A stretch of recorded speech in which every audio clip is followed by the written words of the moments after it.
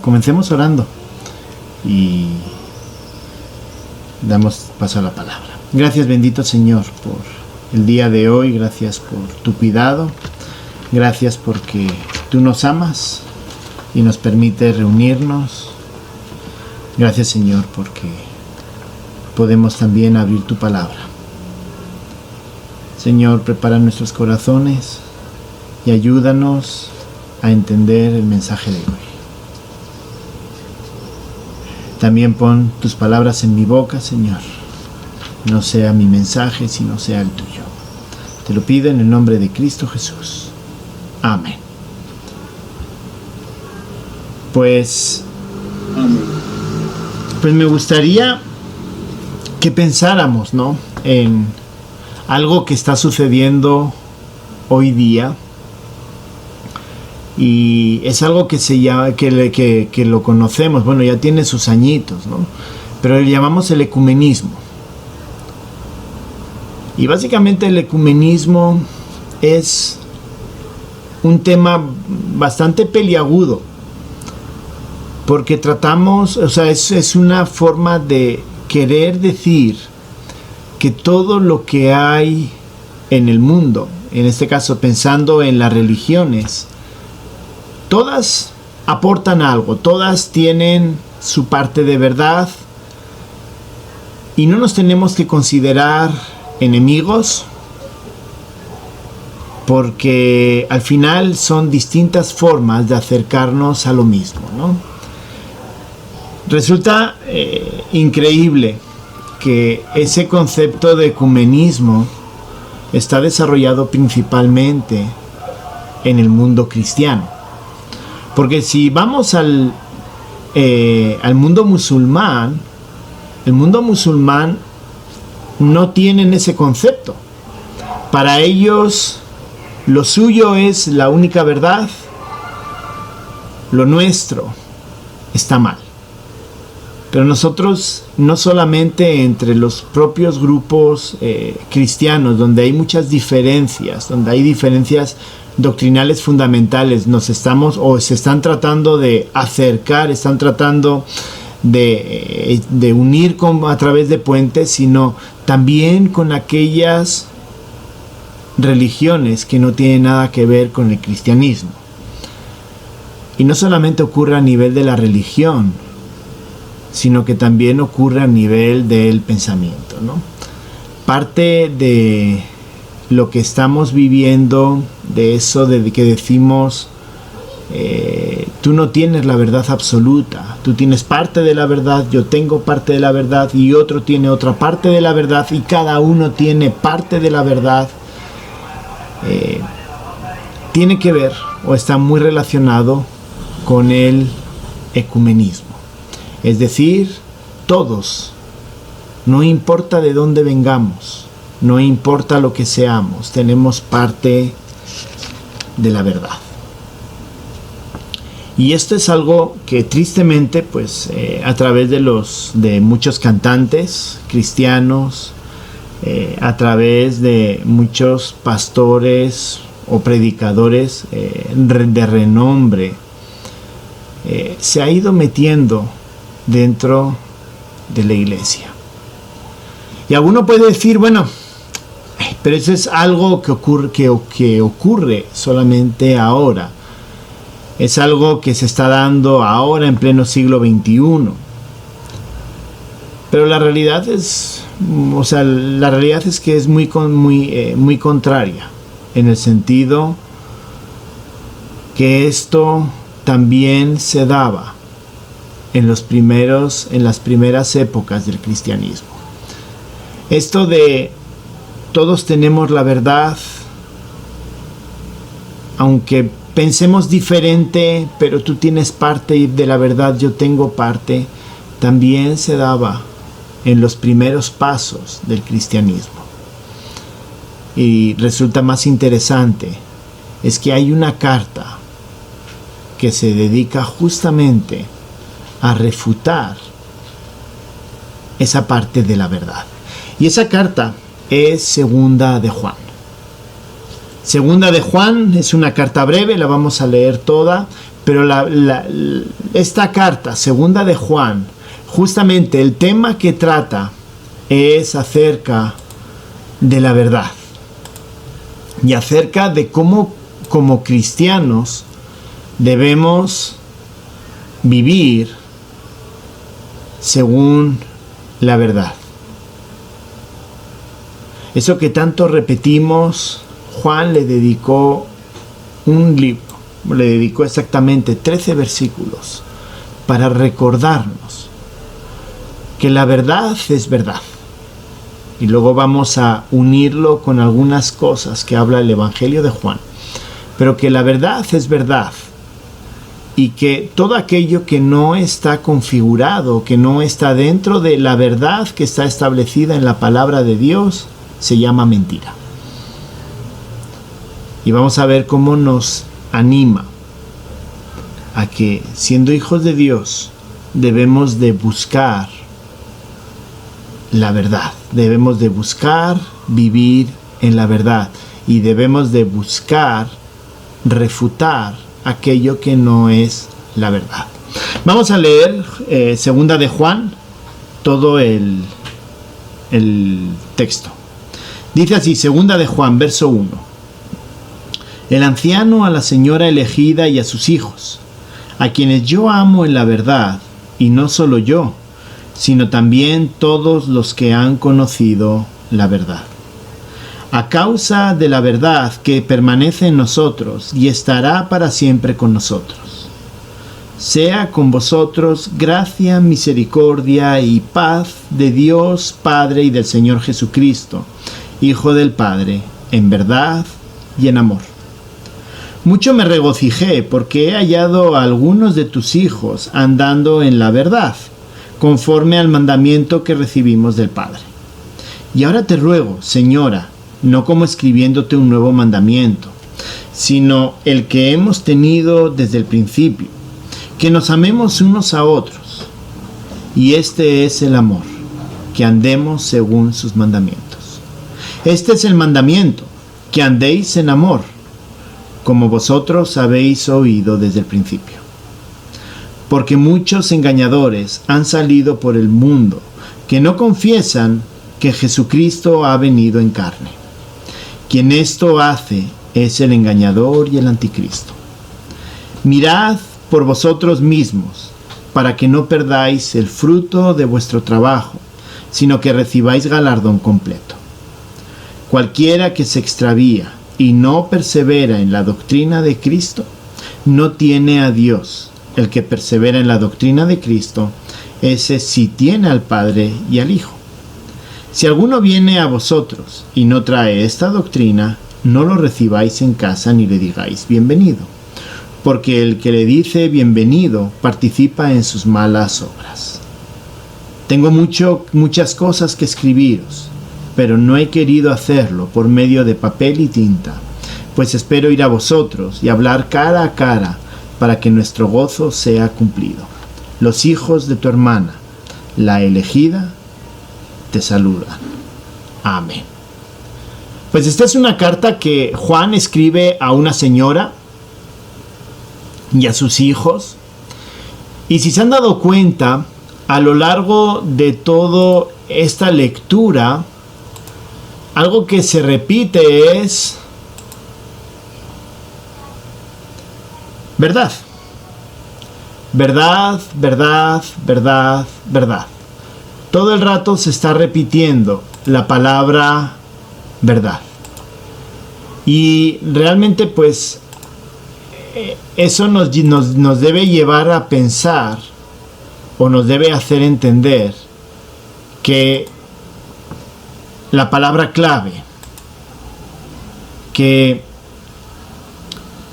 el tema de esta carta es verdad. Pues bien, lo que nos está invitando, lo que nos está haciendo reflexionar Juan a nosotros, es que la verdad debe ser una evidencia en nuestra vida. Y debe ser una evidencia, vamos a ver 4 aspectos que vemos aquí en la segunda carta de Juan, vamos a ver 4 aspectos acerca de esta verdad, cómo debe de actuar en nosotros. Como les decía, estamos en un mundo donde la verdad absoluta se rechaza. Ya no existe la verdad, tú tienes tu verdad, yo tengo la mía, tú tienes que ser respetuoso con mi verdad, yo tengo que ser respetuoso con tu verdad. Pero lo que nos estamos dando cuenta es que al final se está imponiendo la verdad que algunos quieren. Por ejemplo, hablamos de ser, de tener cierto respeto a las ideologías de género, pero los ideólogos de género o estas personas que los LGTBIQ, cuando nosotros presentamos y decimos que creemos en algo que tiene que ver con la Biblia, rápidamente ellos nos ponen una X. ¿Y saben qué es lo malo? Lo malo es que muchas personas están haciendo exactamente lo mismo. Así que vamos a ver que la verdad debe ser una evidencia, debe ser algo que está dentro de nosotros. Debe ser algo que debemos de vivir constantemente. Y creo que lo primero que debemos hacer antes de entrar al texto es definir qué es verdad. Definir qué es verdad, porque para poder comprender las 4 características o digamos las 4 conclusiones de cómo debemos de vivir esa verdad, lo primero que tenemos que hacer es comprender qué es la verdad. Y para eso voy a ir a un texto que ya conocemos, esto va a ser breve, y es la mayor definición de verdad. Y la mayor y más clara definición de verdad se encuentra en Juan 14, verso 6, donde dice: Jesús les dijo, yo soy el camino, la verdad y la vida. O sea, cuando hablamos de verdad, estamos hablando de Jesucristo. Cuando estamos hablando de verdad, estamos hablando de Dios, estamos hablando de lo que Dios ha establecido en su palabra. Eso es la verdad.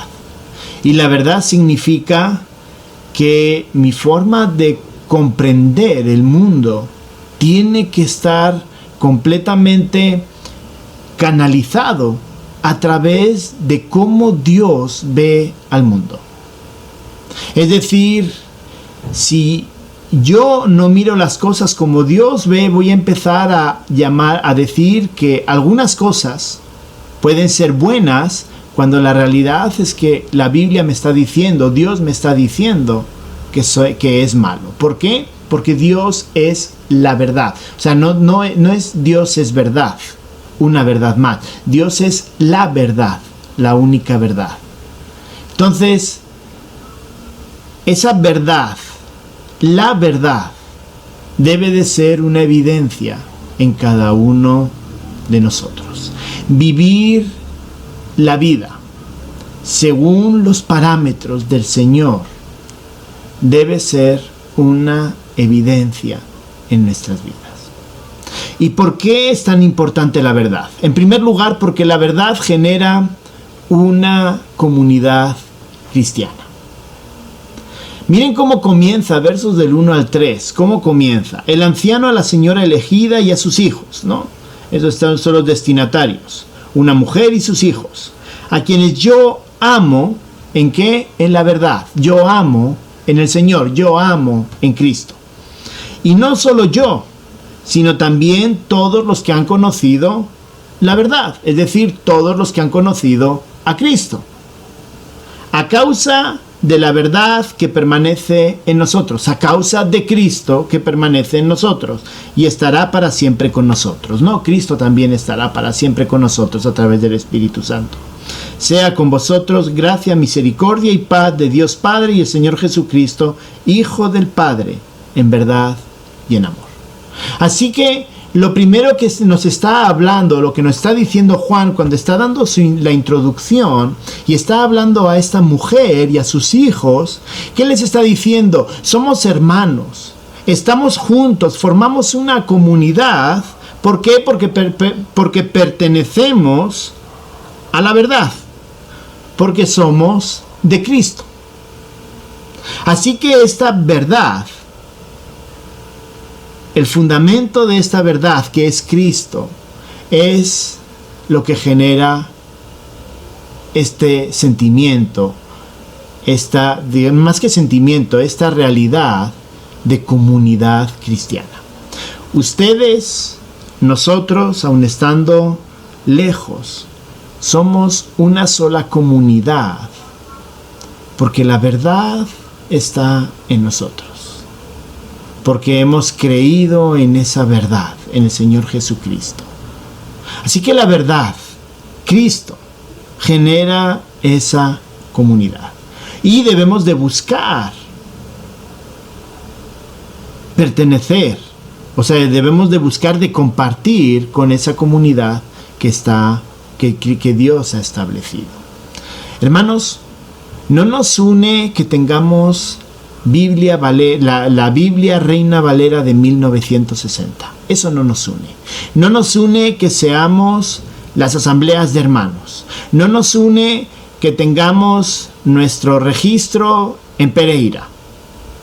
Eso no nos une. Eso son cosas secundarias que nosotros usamos y tenemos. Lo que nos une a cada uno de nosotros es el Señor.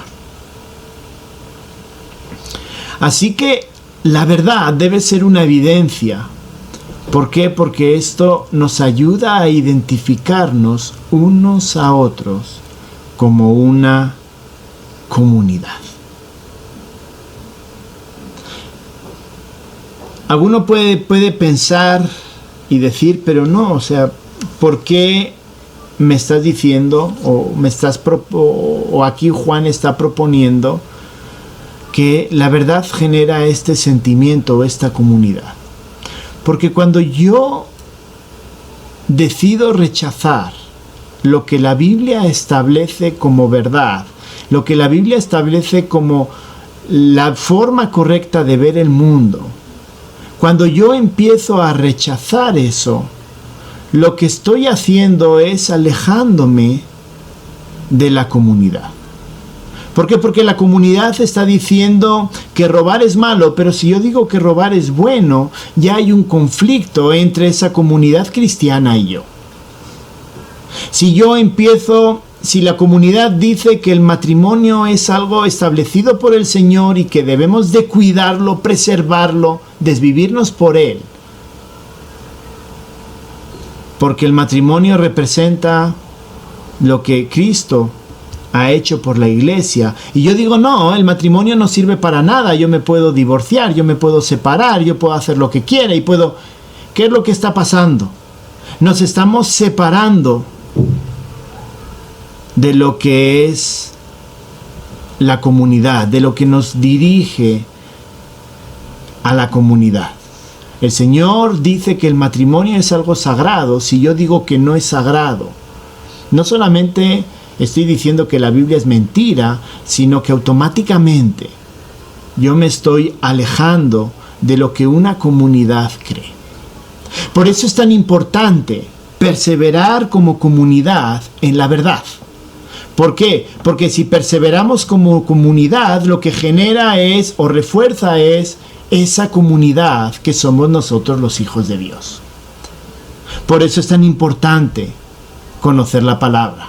Por eso es tan importante estudiar la palabra. Por eso es tan importante vivir la palabra. Porque no solamente es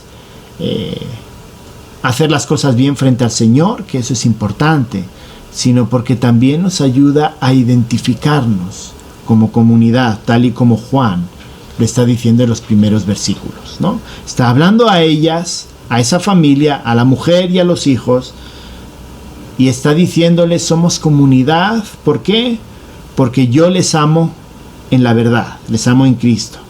Y no solamente yo, sino también los demás.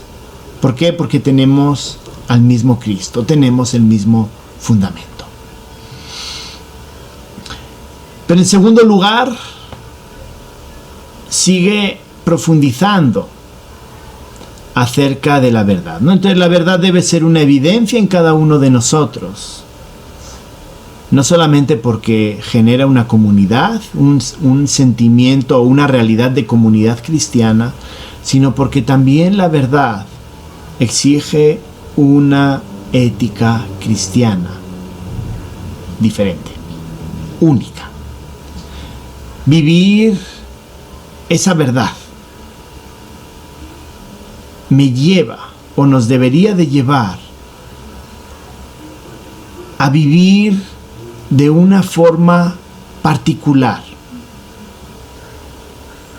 de una forma donde por la manera en que vivimos podamos identificarnos. Y de eso está hablando versos 4 al 6. Dice: mucho me regocijo porque he hallado a algunos de tus hijos andando en la verdad, ¿no? Juan comienza hablando y hablándoles acerca de algo bueno que él está viendo, y él está diciendo a la señora: mira, tus hijos están caminando en base al evangelio, en base a esa verdad, conforme al mandamiento que recibimos del Padre.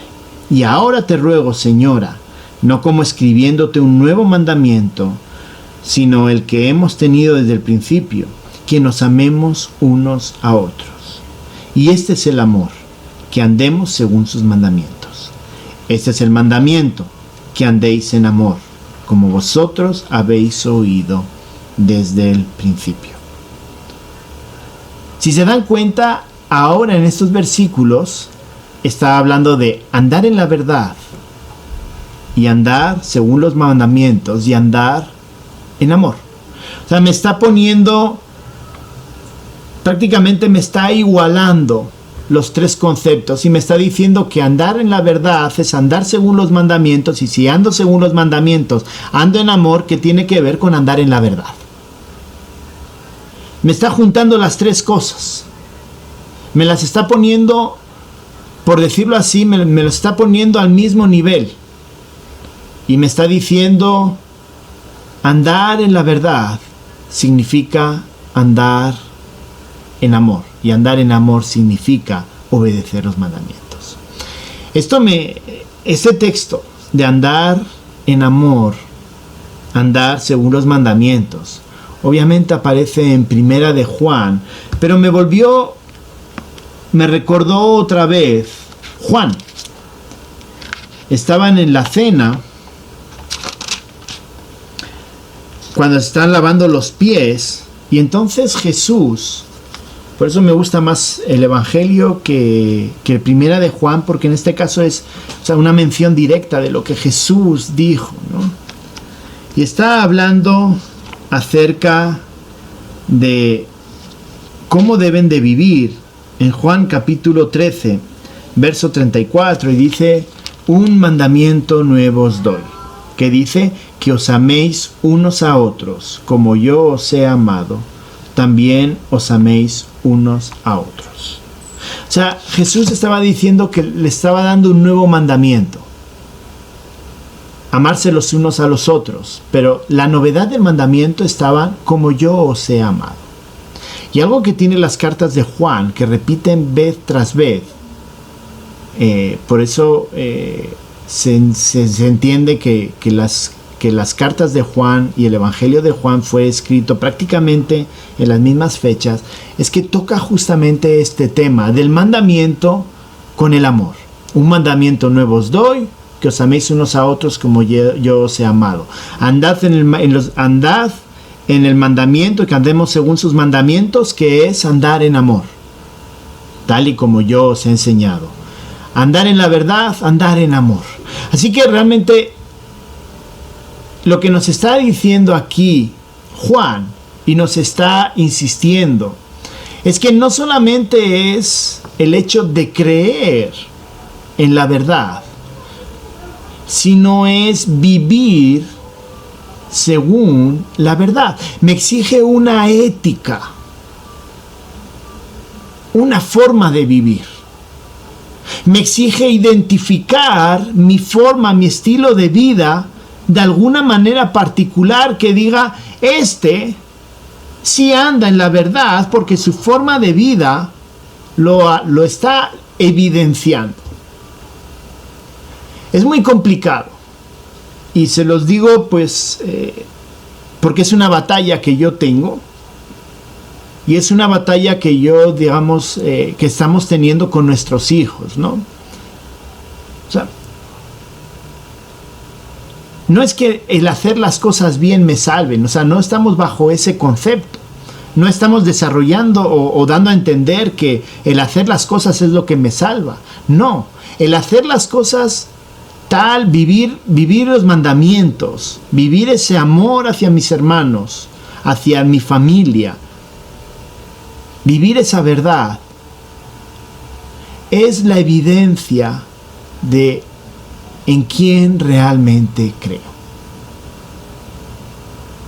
Es algo así como que yo esté aquí en mi apartamento, ponga música a todo volumen por la noche, no sea recogido, no sea ordenado, no sea limpio, ande tirando basuras a lo largo del conjunto, ahí al suelo, que lo recoja otro, no pago correctamente mi arriendo, no pago correctamente mis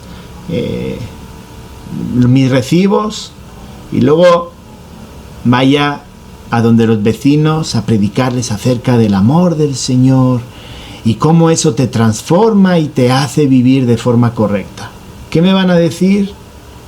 Primero pague lo que debe, pague sus servicios, no genere basura, mantenga limpio, no haga bulla por la noche.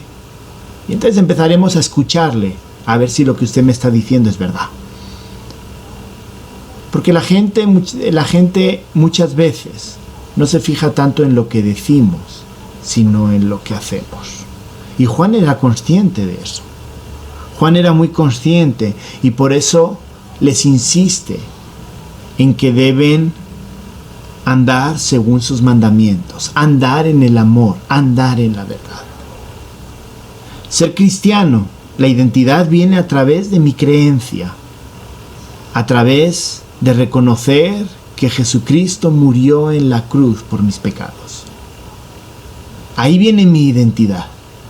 Pero si yo tengo esa identidad, el Señor también me está diciendo, debes de vivir de forma que se evidencie tu identidad.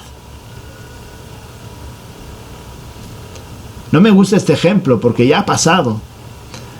Pero es como que yo sea un ingeniero civil, haga los planos de un puente y el puente se caiga.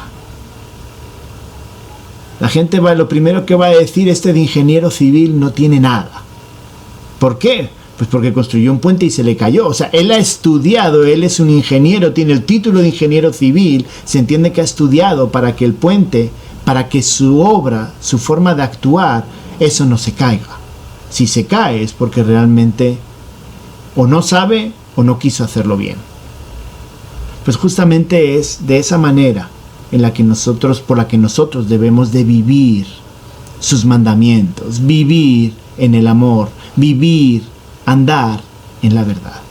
¿Por qué? Porque ese caminar en la verdad, esa forma de vivir, es la que va a evidenciar si yo estoy en la verdad o no. Es cierto que podemos caer en pecado. Es cierto que podemos caer en inmoralidad. Es cierto que podemos hacer cosas que quizá no debíamos de hacer, mentir, etcétera. Y obviamente, Dios también nos perdona. Sin lugar a dudas, la misericordia de Dios es grande y nos perdona. Nos perdona si vamos con un corazón arrepentido. Nos perdona si vamos con ese corazón arrepentido. Y entonces eso significa que vamos a luchar. Vamos a pedirle al Señor que nos ayude a no volver a pecar en eso. Es decir, pecamos. Pero la pregunta es, ¿la gente está viendo en mí que no me importa? ¿O realmente está viendo en mí que aunque sigo pecando, aunque hay cosas que hago mal, la gente está viendo que sí hay un caminar correcto, hay una batalla por hacer las cosas bien? Así que, hermanos, en segundo lugar, la verdad exige una ética cristiana. La verdad exige una forma de comportarnos que evidencie que somos cristianos. No somos perfectos, pecamos. Para eso está la restauración, para eso está volvernos a levantar, para eso está seguir luchando. Pero son dos cosas muy distintas. Que cuando peco me levanto y sigo luchando y quiero mostrar al Señor en mi vida, a una vida donde realmente soy puro dejado. No me importa. Y aunque yo sé que está mal, lo hago mal. Así que Juan, ya hemos visto dos aspectos acerca de esta verdad, ¿no? La verdad debe ser una evidencia en nosotros, en primer lugar, porque genera una comunidad. Y en segundo lugar, porque también exige una ética cristiana, una forma de vivir cristiana, una evidencia práctica de nuestro cristianismo. Y recuerden, esta forma de vivir, este mandamiento, no es un mandamiento nuevo, no es un mandamiento desconocido para nosotros, sino que es un mandamiento que está desde la creación, el hecho de amar a las personas que tenemos al lado. En tercer lugar, la verdad involucra una doctrina práctica. Tiene mucho que ver con el verso 7. Hay muchos estudiosos que cuando están haciendo los bosquejos, el 7 lo juntan con el 6. Pero yo lo quise separar porque vi algo que realmente me llamó la atención y quería compartírselo. Dice el verso 7, porque muchos engañadores han salido por el mundo que no confiesan que Jesucristo ha venido en carne. Quien esto hace es el engañador y el anticristo. Antes hablábamos de una ética. Y aquí hablamos ya de algo más práctico y está hablando de gente que ya abiertamente enseña la mentira. Antes hablaba de la ética, hablando de que andar en la verdad era andar en sus mandamientos, era andar en el amor. Y ahora lo que vemos es justamente en el verso 7, por eso quería separarlo. Vemos un grupo de gente que abiertamente rechaza vivir en la verdad. Y miren lo que dice. Y quiero volver un poco a cuando hablamos al principio acerca del ecumenismo, ¿no? No todo, o sea, todos tienen un poquito de la verdad, solamente es encontrar nuestros puntos en común para poder caminar todos juntos. Pero aquí Juan, el Señor a través de Juan, nos pone bien clarito acerca de aquellos que no caminan según esa ética, que no lo practican. Dice, porque muchos engañadores, muchos mentirosos. Y cuando aquí está hablando de engañadores, es gente que activamente está buscando desviar a la gente de la verdad. Porque muchos engañadores han salido por el mundo y que dice que no confiesan que Jesucristo ha venido en carne. Quien esto hace es el engañador y el anticristo. El punto que Juan estaba discutiendo era de gente que decía que Jesús solamente fue un espíritu. Él fue un fantasma. Él fue alguien que ocupó el cuerpo humano. Realmente Jesús no vino en carne, sino que fue un fantasma, como algo así como que poseyó un cuerpo, pero que él nunca murió, sino que solamente murió la persona a la que poseyó. Jesús era un fantasma, era un espíritu, no era nada más. Jesús no podía morir porque era un espíritu.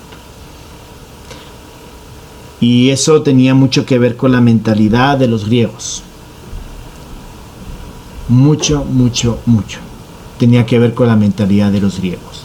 Y entonces Juan entra a atacar un problema acerca de la verdad, acerca de este Jesucristo. Le está diciendo, mira, esos que dicen que Jesús era un espíritu, era un fantasma, no tenía cuerpo, que dice son unos engañadores. Hermanos, hay gente que piensa eso hoy día. O sea, de la misma forma que pensaban en aquella época, hoy día hay gente que piensa eso. Pero ya las mentiras también se han extendido en el sentido de que ahora hay una diversidad de mentiras con respecto a Jesucristo. Y lo que está diciendo es que todo aquel que miente realmente no está practicando esa verdad. Hermanos, somos llamados a ser luz. Somos llamados a predicar la verdad. Somos llamados a dar a conocer acerca de Jesucristo. Y eso significa que nosotros no podemos enseñar lo que nosotros queramos creer, sino lo que la Biblia exactamente dice. Porque enseñar otra cosa es no practicar la verdad y somos unos mentirosos, somos unos engañadores. Hermanos, realmente el Señor no da un término intermedio. Bueno, no eres tan malo ni tan bueno, estás medio ahí. O es blanco o es negro.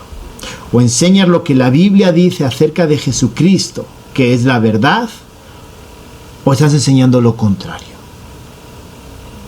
Y si enseñas lo contrario, estás enseñando mentira. Y como decíamos en el punto anterior, eso se evidencia a través de cómo vivimos. Nosotros, como hijos de Dios, vivimos lo que creemos. Y si no, piénsenlo bien. Piénsenlo bien. ¿Cómo vivimos nuestras vidas? ¿Cuáles son nuestros fundamentos? ¿En qué cosas cedemos? ¿En qué cosas no ponemos cuidado?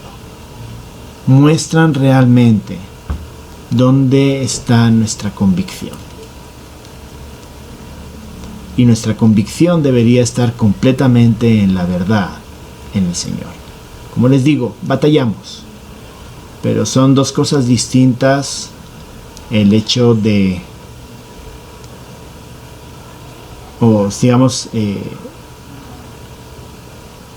el hecho de luchar e irnos transformando poco a poco porque reconocemos que hay cosas que hay que cambiar. Y otra muy distinta es ser unos dejados y no nos importa cómo estamos viviendo. Así que Juan está insistiéndonos, es que la verdad genera una comunidad y la verdad genera un estilo de vida. No vivir bajo ese estilo de vida, no vivir bajo esa ética cristiana, significa o implicaría que realmente somos unos engañadores. Y suena muy duro, pero el Señor al blanco, a la verdad la llama verdad y a la mentira la llama mentira.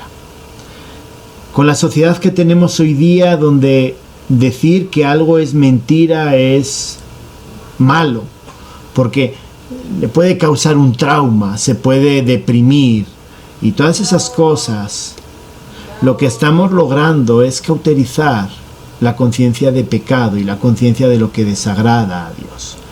Y eso está pasando con la gente joven que está en las iglesias. O sea, no piensen que solo es algo de la calle, sino también es algo que ocurre dentro de las iglesias. No estamos afirmando que la verdad es verdad y la mentira es mentira. Y entonces lo que les estamos enseñando a los niños, lo que estamos enseñando a los jóvenes, lo que estamos enseñando a los adultos, es algo así como: síguelo intentando, no pasa nada. No hay ningún problema. Y eso, por ejemplo, está pasando con el matrimonio. Si hace algunos años la cuestión de un divorcio era un tema bastante peliagudo, bastante difícil, se veía muy mal dentro de una iglesia. Cuando era niño, hablar de que un matrimonio de la iglesia se iba a divorciar era como: wow, ¿y esto cómo puede estar pasando? Hoy día el divorciarse se ve hasta normal. ¿Y por qué tiene que ser? Y nos hacemos la pregunta: ¿y por qué tiene que ser un problema? Que los novios tengan relaciones antes del matrimonio, no pasa nada. Es lo normal, es lo que se ve en la calle, pero es que se van a casar, entonces ya tienen derecho. Hermanos, es que eso se ha metido dentro de la iglesia porque nosotros hemos relativizado lo que es verdad y lo que es mentira. Y a veces lo hacemos porque queremos conservar a la gente. No, es que si se van, mira lo que va a pasar, mejor si cedemos, mejor si no lo hacemos tanto énfasis. Pues si realmente él no quiere vivir en la verdad, pues él va a seguir viviendo en el mundo. El problema es que si yo lo dejo adentro y a la mentira, al engaño, no lo llamo mentira, sino que le doy una concesión, el problema es que esa práctica se va metiendo poco a poco dentro de la iglesia. Y entonces vienen los problemas.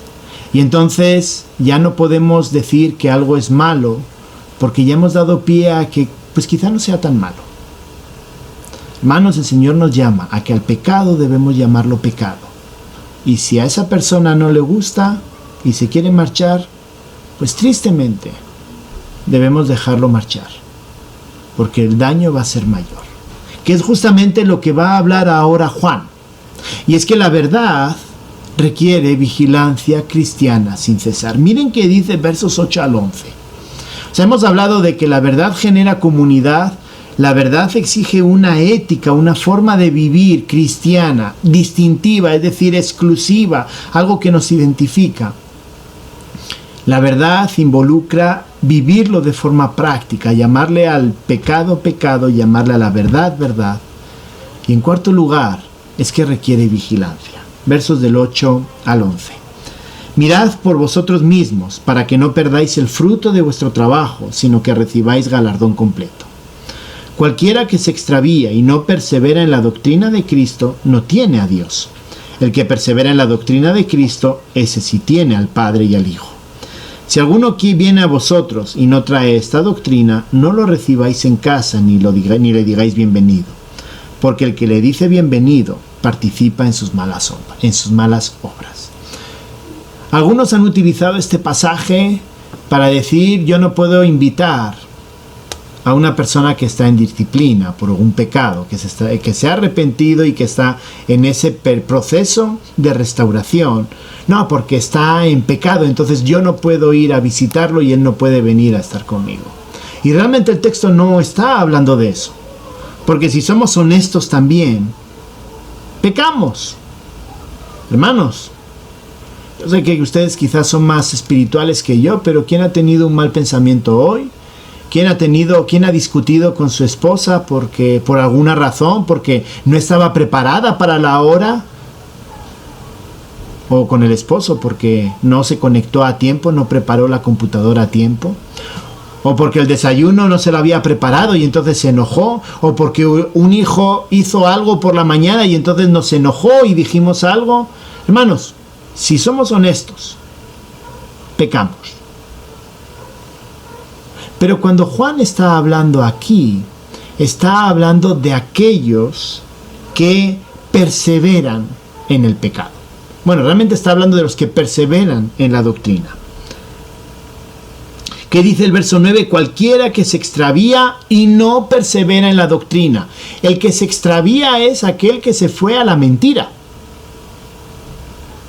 Hermano, está diciendo, aquel que se va a la mentira, que se va al pecado, y dice, y no persevera en la doctrina de Cristo, no tiene a Dios.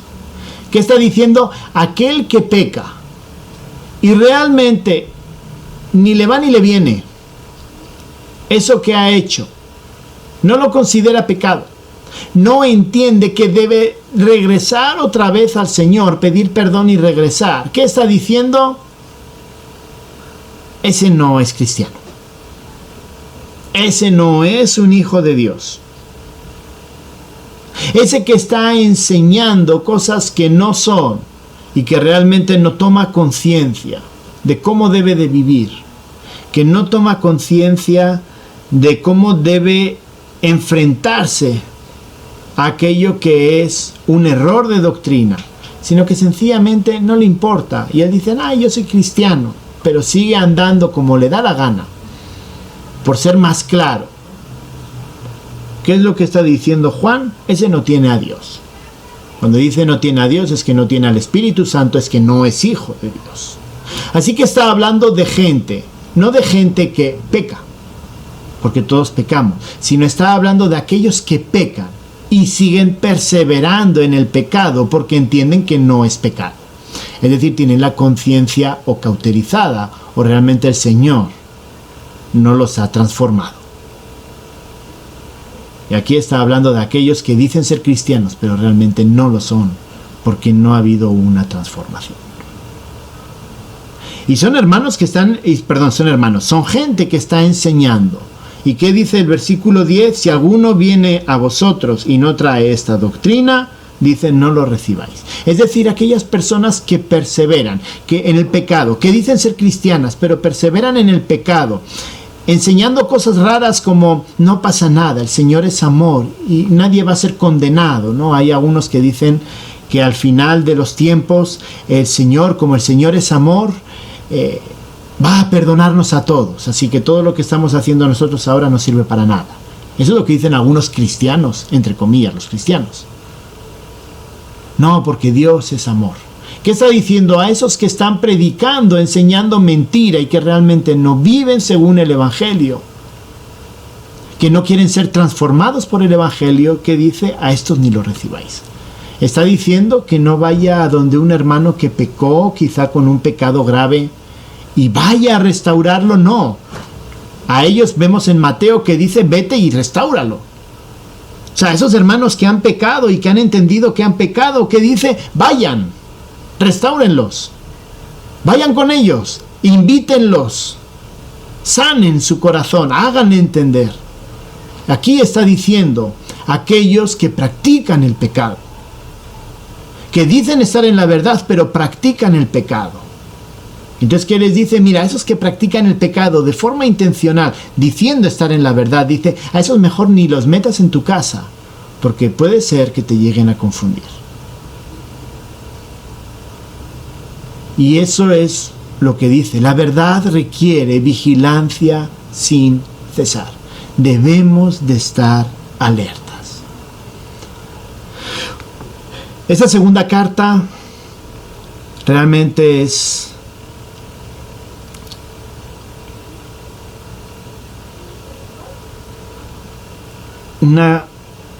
un escrito que nos llama a comprender y a vivir en la verdad. A comprender que la verdad debe ser una característica, una evidencia en nuestras vidas. Que al pecado lo llamamos pecado y a la verdad lo llamamos verdad. El Señor nos llama a estar constantemente vigilando. Y la forma de vigilar es estudiando la palabra, es conociendo la palabra, es teniendo la intimidad con el Señor. Ayer tuve la oportunidad de compartir con los jóvenes y justamente hablábamos de esto a través de Nehemías capítulo 10 y Nehemías capítulo 13. Hablábamos de perseverar. Un pueblo que dijo una cosa y luego hizo otra completamente distinta. Pues justamente es esto lo que nos está llamando. Nos está llamando a que vivamos esa verdad. Y necesitamos estar en intimidad con el Señor. Intimidad es conocer y vivir de la forma correcta, tal y como el Señor se ha mostrado en la Biblia. Vivir esos principios. Así que, hermanos, vivir la verdad significa que en el trabajo el Señor me llama a ser responsable, a entrar a trabajar a la hora que está establecido, a ocupar mi tiempo en el trabajo, no en otras cosas, a tener respeto a mis jefes y a mis compañeros, y si soy jefe, respetar también a los que tengo debajo. Eso es vivir en la verdad, mostrar el amor del Señor en mis circunstancias del trabajo. Ibagué es muy tranquilo para manejar, pero imagínense Bogotá o Cali, que son ciudades más grandes. Significa que cuando yo salgo con el carro, salgo con la moto. Debo respetar los semáforos en rojo. Ah, pero eso es de tontos. Ahora que Cali estuvo con los semáforos que los destruyeron, hay mucha gente que, aunque hay semáforo, lo salta.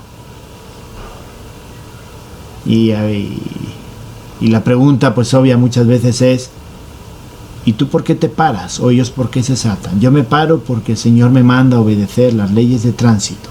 Y si el semáforo está en rojo, yo paro. Si yo no puedo hacer este giro, no lo hago. Si yo soy un conductor amable, puedo dar también, dar permiso para que otros se incorporen. Y no correr para que nadie se pueda meter y la vía sea mía. En la familia, hijos, honrar a los padres, tanto pequeños como grandes, ¿no? En mi caso, mis padres en España, pero aunque sea por WhatsApp cuando nos llamamos, les debo un respeto a ellos. Padres, cuidar en amor a nuestros hijos, educarlos en el temor del Señor. Hermanos, eso es la verdad. La verdad debe ser una evidencia. Lo que el Señor nos pide es lo que debemos de hacer.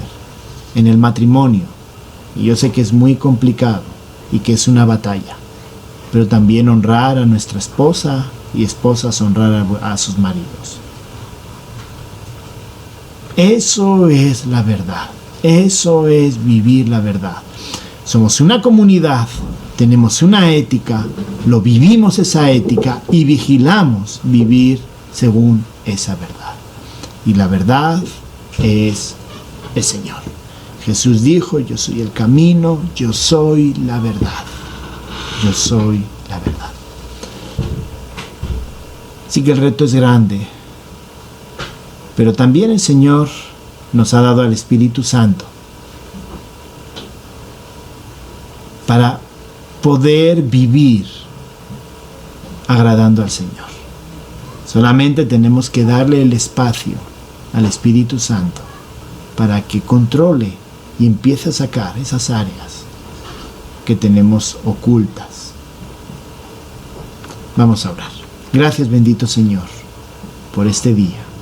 Y gracias, Señor, porque tú eres la verdad. Y, Señor, como la verdad, tú nos pides que vivamos tal y como tú nos lo pides, como hijos tuyos. Ayúdanos, Señor, que como comunidad, como hermanos, podamos apoyarnos mutuamente unos a otros para seguir creciendo y parecernos cada día más a ti. Te lo pido en el nombre de Cristo Jesús. Amén.